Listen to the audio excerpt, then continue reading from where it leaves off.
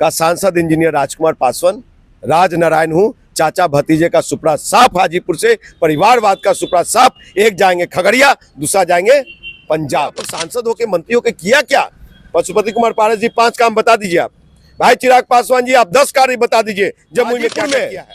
जानते क्या क्या है? पेप्सी कोला का फैक्ट्री है, ब्रिटानिया का है, सुई का है, घड़ी का है, साइकिल का। चाचा भतीजे की खेल, ये पासवान एंड परिवार पार्टी का खेल।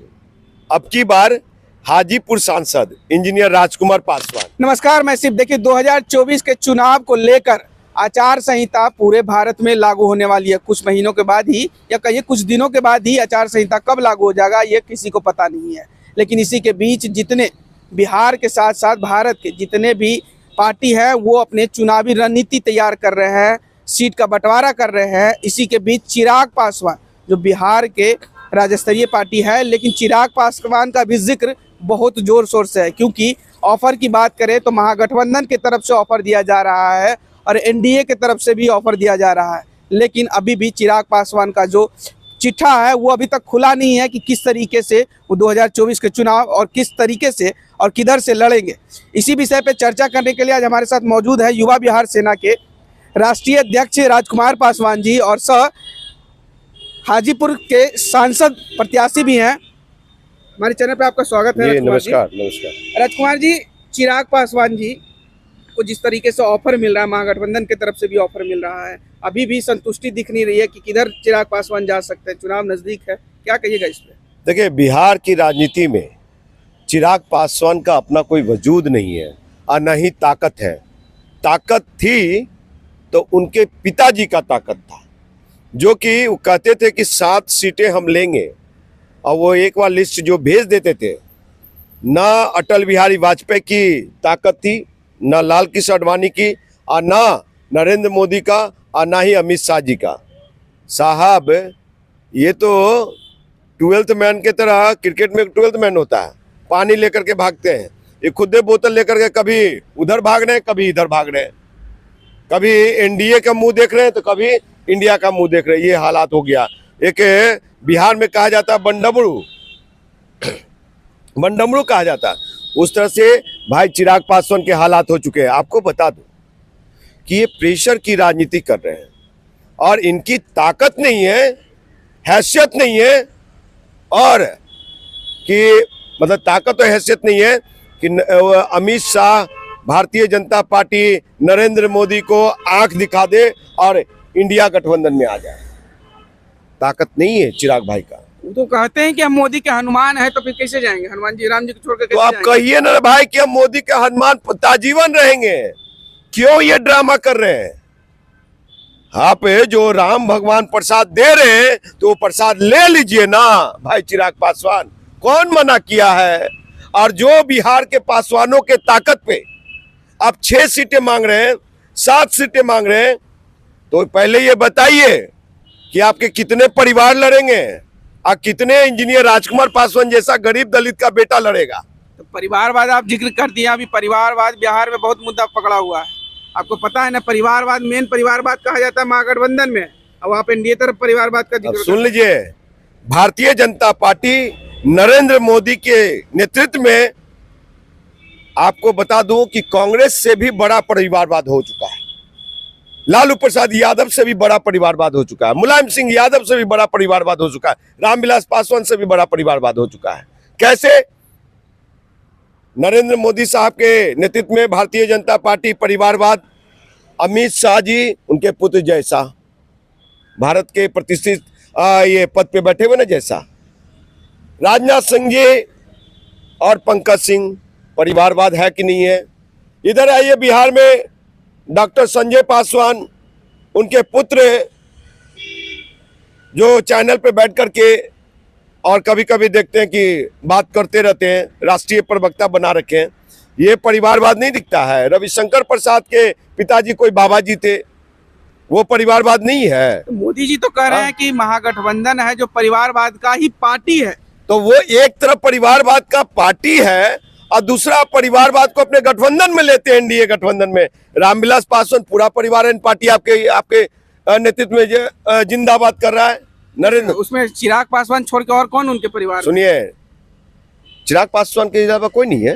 कौन कौन? चिराग पासवान उनकी बोलते हैं ना, वो आप ही लोग दिखाते हैं ना कि चिराग पासवान है, वो अपनी माँ के लिए, रीना पासवान के लिए पहल कर रहे हैं। और भी कोई बहनोई, दामाद, चाची, दीदी, भाभी, मौसी होगा, जीजाजी होंगे। साहब आप मतलब दूसरे करो तो सुभान अल्लाह, हम करे तो करेक्टर ढीला। वाह रे वाह, ये बिहार की राजनीति और केंद्र की राजनीति में नरेंद्र मोदी सिखा रहे हैं।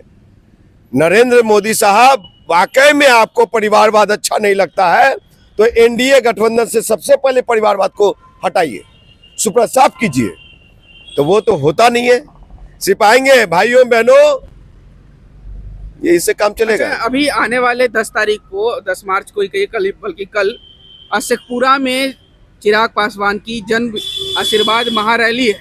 इस रैली पे क्या कहिएगा आप? देखिए, जन आशीर्वाद महासभा जो वैशाली में करने जा रहे हैं और भी कहीं कर रहे हैं, तो क्या इनका जो महासभा है, आशीर्वाद ले रहे हैं, तो क्या ये महासभा बिहार के 13 करोड़ आवाम की समस्या का महासभा है? क्या ये सभा बिहार के विशेष राज्य की दर्जा देने की महासभा है? क्या ये सभा पटना विश्वविद्यालय को केंद्रीय विश्वविद्यालय बनाने की सभा है? क्या ये बिहार सुखाड़ पे इनका महासभा है? क्या ये संविधान सुरक्षा के लिए महासभा है, संविधान रक्षा के लिए महासभा है?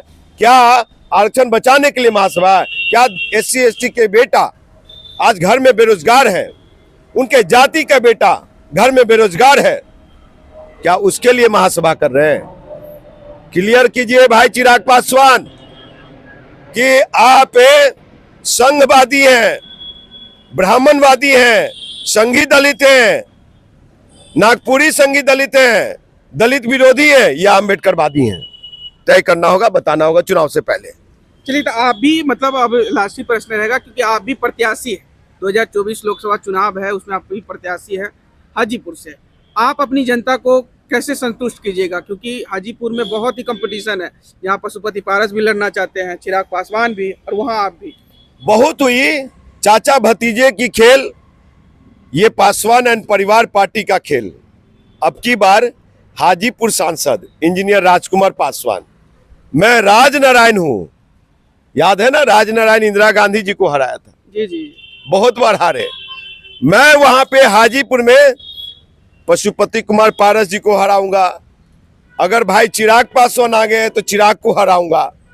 और सुन लीजिए, मैं लड़ रहा हूं, औरों का पता नहीं कि वहां पे भाई चिराग पासवान लड़ेंगे, ये चाचा पशुपति कुमार पारस लड़ेंगे, या दीदी लड़ेगी, या जीजा लड़ेंगे, या बहनोई साहब लड़ेंगे, या दादी लड़ेगी, या अम्मा लड़ेगी।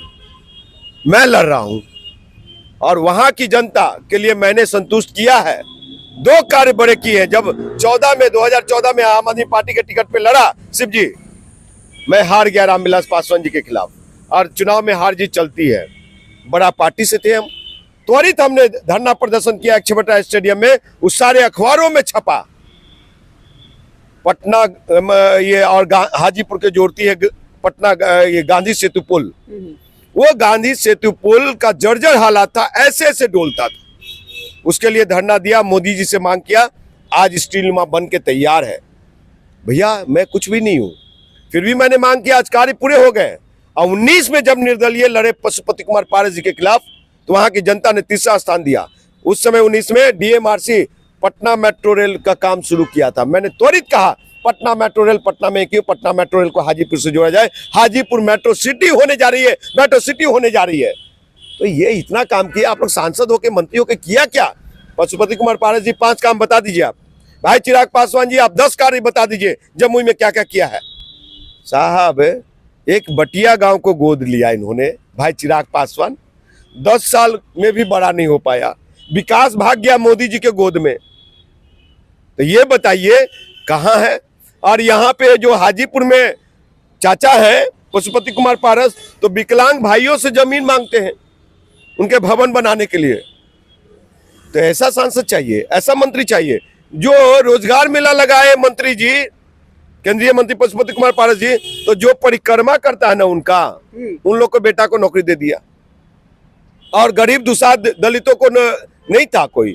आप रोस्टर फॉलो करते, नियमावली के अनुसार करवाते, तो नहीं किया, जिसको उठाया दे दिया। तो इस बार 2024 के चुनाव में क्या लगता है आपको, जनता वहां की मतलब समर्थन देगी? क्योंकि पिछली बार 2019 में आप तीसरे नंबर पार्टी थे, इस बार एक नंबर पार्टी बन पाइएगा? सुन लीजिए, हाजीपुर वैशाली की धरती किसी की पहचान का मुहताज नहीं है। वो पहचान दिलाता है, वो पहचान देता है जिसके कारण चमकता है। समझे? रामविलास पासवान जी को शीर्ष का नेता बनाया, मुझे भी एक बड़ा पहचान दिया।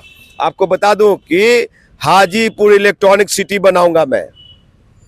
आपको बता दूं कि 5000 सीटर वाली सुपर स्पेशलिस्ट हॉस्पिटल देंगे हम वहां पे। और हाजीपुर जो जल जमाव की समस्या है, जो ट्रैफिक जैम की समस्या है, और अपने कार्यकाल में पटना मेट्रो रेल को हाजीपुर खींच के लाएंगे। वहां का एक भी युवा नौजवान को दिल्ली, बॉम्बे, कलकत्ता, हरियाणा और तीरपुर में डंडा पैनल, लाठी और गला कटने नहीं देंगे। यहाँ पे मेरे हाजीपुर में जानते क्या क्या है? पेप्सी कोला का फैक्ट्री है, ब्रिटानिया का है, सुई का है, घड़ी का है, कहते हैं साइकिल का है, और ना जाने क्या क्या चीज़ का है। अगर सही मायने से वहाँ पे भरा जाए आदमी, तो उत्तर बिहार के 22 जिला का बेटा को वहाँ रोजगार मिल जाएगा। वहाँ का बेटा लोग बाहर और बाहर का बेटा यहाँ आता है। ऐसे नहीं चलेगा। इंजीनियर राजकुमार पासवान 2 संविधान पढ़े हैं। एक भारत का संविधान, इंजीनियर है तो CPWD, PWD का नॉर्म्स भी पढ़ा हूँ मैं, समझे? और CRPC भी पढ़ा हूँ मैं। तो इसलिए मैं कैसे काम करना है, और आपको बता, प्रतिवर्ष 40,000 युवा नौजवानों को नौकरी रोजगार से जोड़ेंगे हम। 40,000 युवा नौजवानों को, और 10,000 घर के एक चुन करके बेटा को, 10,000 बेटाओं को मैं लखपति बनाऊंगा। ये मेरा विजन है, इसके साथ चल रहा हूं। वहां की जनता, इस बार का सांसद इंजीनियर राजकुमार पासवान, राजनारायण हूं, चाचा भतीजे का सुपड़ा साफ हाजीपुर से, परिवारवाद का सुपड़ा साफ। एक जाएंगे खगड़िया, दूसरा जाएंगे पंजाब। चलिए ठीक है। तो आप सुन रहे थे इंजीनियर राजकुमार पासवान को, जो हाजीपुर से इस बार 2024 के जो लोकसभा चुनाव है उसके प्रत्याशी भी है। उन्होंने देखिए अपना मिनी मैनिफेस्टो कर सकते हैं, वो भी आपको बता दिया। अब आपको तय करना है कि हाजीपुर की जनता 2024 में अपना समर्थन किस तरीके से देती है। बहरहाल इस खबर में इतना ही। इस वीडियो की प्रतिक्रिया आप हमें कमेंट में जरूर दीजिएगा, और ऐसी तमाम खबरों से जुड़े रहने के लिए हमारे चैनल को लाइक से सब्सक्राइब कीजिएगा। धन्यवाद।